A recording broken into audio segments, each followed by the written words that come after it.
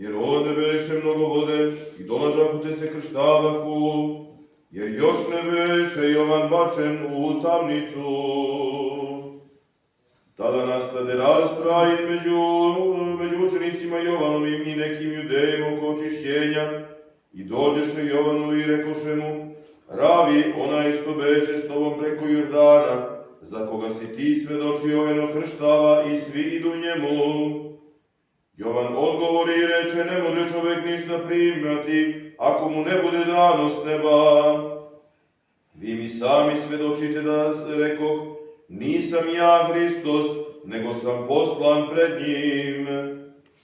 Ko ima nevestu ženik je, a prijatelj ženikov stoji i sluša ga, i radošću se raduje glasu ženikovu. Ova dakle radost moja ispunjena je. On treba da raste, a ja da se umanjujem.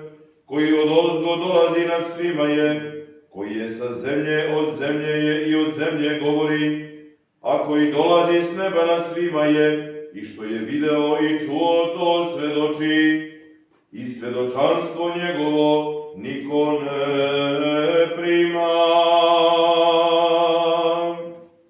Koji primi svedočanstvo njegovo, potvrdi da je Bog